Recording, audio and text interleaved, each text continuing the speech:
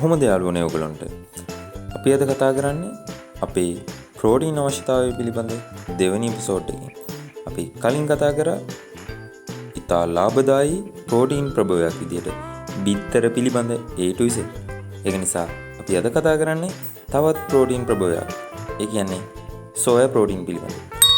වෙළඳ පොලේ මේ සෝයා නිෂ්පාදන, සෝයා ඇට, සෝයා කිරි, සෝයා පිටි, ඒ වගේම සෝයා සෝස් ඇතුළු සෝයා නිෂ්පාදන රාශියකින් අපිට දක්වන්න පුළුවන්.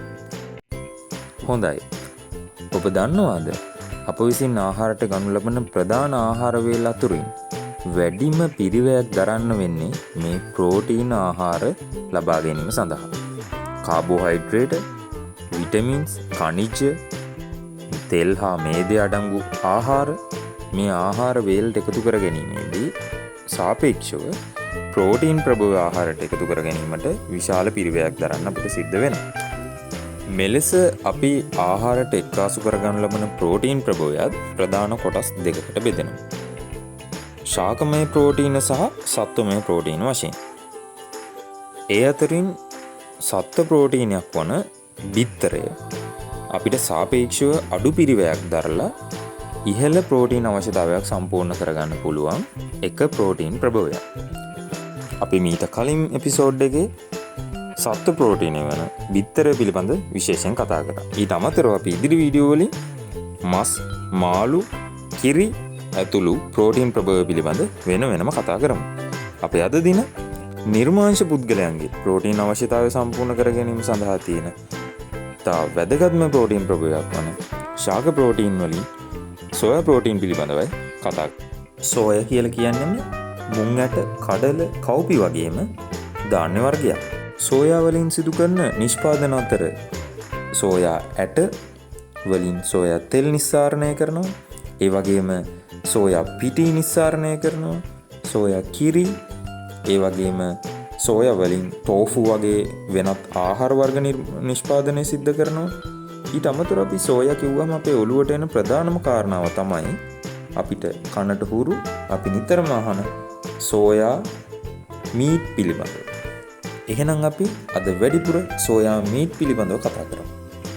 ඔබ අප ජීවත් වෙන ලංකාව වගේ රටවල් වල බහුලවම සෝයා නිෂ්පාදන අතරින් පරිභෝජනයට ගන්නේ සෝයා මීට් වගේ ආහාර. එහෙම නැතුව සෝයා කිරි, සෝයා පිටි ඇතුළු මේ ටෝෆු වගේ කෑම සාපේක්ෂව මිලෙන් අධිකයි.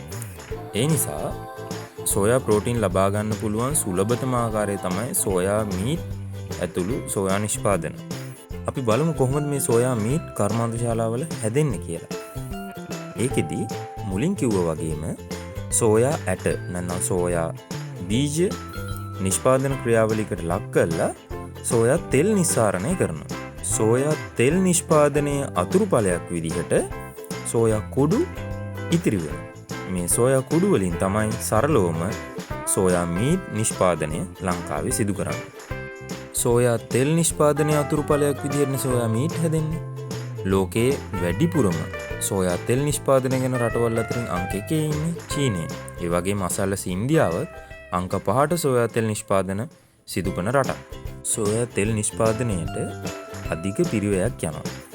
ඒ නිසා සෝයා තෙල් නිෂ්පාදනයේ ඉතා ලාභදායී පියවරක් තමයි පෙට්‍රෝලියම් නිෂ්පාදනයේ අතුරුඵලයක් වන හෙක්සේන් යොදාගෙන සෝයා ඇටවල තිබෙන මේදය නැත්නම් තෙල් ටික ඉවත් කර ගැනීම සිද්ධ කරනවා. පසුව වුන් මේ හෙක්සේන් අඩංගු සෝයා තෙල් නැත්නම් ඔයිල් පිටරටවල වලට අපනයනය කරන්න බෑ. හෙක්සේන් ආහාරවල අන්තර්ගත වෙන්න පුළුවන් උපරිම ප්‍රමාණයක් තියෙනවා. ඒ නිසා ඊට පිටින් හෙක්සේන් අන්තර්ගත වීම සම්පූර්ණ නීති විරෝධී දෙයක්. ඒ නිසා මේ හෙක්සේන් ඉවත් කරන්න අදාළ නිෂ්පාදකයන් විසින් ඉහළ උෂ්ණත්වයකට තාපයකට ලක් කරනවා. ඒකේ ප්‍රතිඵලයක් විදිහට සෝයා ඔයිල් වල තියෙන හෙක්සේන් ඉවත් වෙනවා. නමුත් අමතක කරන්න එපා අර සෝයා කුඩු වල මේ හෙක්සේන් අන්තර්ගත වෙනවා. ඒ සෝයා කුඩු අනිත් සෝයා මීට් නිෂ්පාදනය ඇතුළු නිෂ්පාදන සඳහා කෙලින්ම යොදා ගන්න. එහිදී ඒ සෝයා කුඩු වල සෝයා ප්‍රෝටීන් වලට අමතරව හෙක්සේන් කියන මේ රසායනික සංඝටකයත් අන්තර්ගත වීම ඉතා භාග්‍ය සම්පන්නයි. හොඳයි. මේ සෝයා තෙල් නිස්සාරණයේ අවශේෂ වූ සෝයා කුඩු මෙහි ප්‍රධානෝම ඉතා ඉහළ සෝයා ප්‍රෝටීන් ප්‍රමාණය, ඒ වගේම ෆයිබර්, ඒ වගේම හෙක්සේන් කියන මේ විෂ රසායනිකයත් අන්තර්ගත වෙලා තියෙනවා.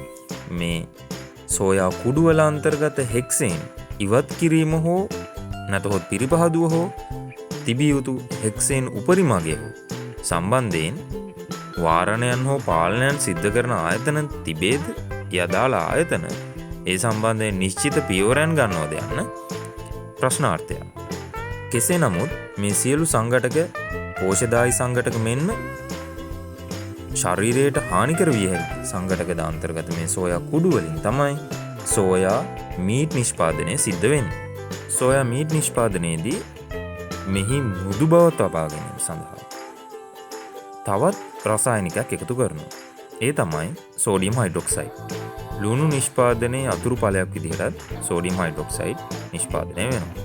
ඒ වගේම මේ සෝඩියම් හයිඩ්‍රොක්සයිඩ් සබන් නිෂ්පාදනය ඇතුළු තවත් නිෂ්පාදන රාශියක් සඳහා යොදා ගන්න හේතුවෙන් මේ සෝයාබීන් නිෂ්පාදනයට නම් ෆුඩ් ග්‍රේඩබල් ෆුඩ් හයිජීන් තියෙන සෝඩියම් හයිඩ්‍රොක්සයිඩ් විතරයි යොදා ගන්න පුළුවන්. නමුත් නිෂ්පාදකයන් විසින් ලාභය අරමුණු කොටගෙන මේ යොදා ගන්නා සෝඩියම් හයිඩ්‍රොක්සයිඩ් නියමිත සෝඩියම් හයිඩ්‍රොක්සයිඩ් මද යන්නත් ප්‍රශ්නාර්ථයක්. කෙසේ වුවත් හිතා ලාභදායී ආකාරයෙන් සෝයා මීට් අද වෙනකොට විවිධ වෙළඳ සන්නාම වලින් විවිධ රස වලින් වෙළඳ පොලේ නම් බහුලවම තියෙනවා. ගොඩක් මිනිස්සු දන්නේ සෝයා මීට් වල මේ එකතු කරන රසකාරකයේ රසායනික ද්‍රව්‍ය අන්තර්ගතයි. එසේ නොමැතිව සෝයා මීට් සෝයා කුඩු වල මේ කිසිදු රසායනිකයක් අන්තර්ගත නොවේ කියලා. එසේ වුවත් දැන් ඔබ දන්නවා ඒ රසකාරක පැකට්ටුවට අමතරව මේ සෝයා මීට් නිෂ්පාදන ක්‍රියාවලියේදී තවත් රසායනික ද්‍රව්‍ය කිහිපයක්ම මේ සෝයා මීට් වලට එකතු වෙනවා කියලා. ඒ නිසා මම නම් ඔබට යෝජනා කරන්නේ මේ සෝයා මීට් නිතර ආහාරයට ගන්න වඩාත් යෝග්‍ය වෙන්නේ සෝයා ප්‍රෝටීන් අන්තර්ගත සෝයා පිටි, සෝයා කිරි, ටෝෆු වැනි අනෙකුත් සෝයා නිෂ්පාදන වලට මූලික තැන දෙමින් තමන්ගේ රුචිකත්වය අනුව සහ අවශ්‍යතාවය අනුව සෝයා මීට් නිෂ්පාදනත් තමන්ගේ ආහාරයට මේ කරුණු ඔළුවේ තබාගෙන ගන්න කියලා. ඒ වගේම ප්‍රෝටීන් අවශ්‍යතාවය තමන්ගේ බර කිලෝග්‍රෑම් වලින් නම් ප්‍රෝටීන් දෛනික අවශ්‍යතාවය එහි ග්‍රෑම් අගයක් කියන එකත් ඔබ මතක තබා ගන්න.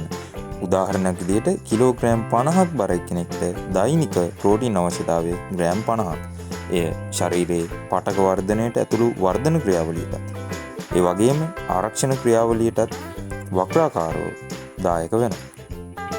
ඒ නිසා සෝයා ප්‍රෝටීන් වලින් පමණක් නෙමෙයි වෙනත් ප්‍රෝටීන් ප්‍රභේද වලින් පවා අපිට ප්‍රෝටීන් දෛනික අවශ්‍යතාවය සම්පූර්ණ කරගන්න පුළුවන් හින්දා ඒ ප්‍රෝටීන් ප්‍රභේද පිළිබඳව හොඳ අවබෝධයක් අපි ඉදිරියේදී ලබා ගමු. එහෙනම් යාළුවනේ අපි අදට ගිහින් එන්න. තවත් වැදගත් වීඩියෝකින් අපි ඉදිරියේදී හම්බෙමු.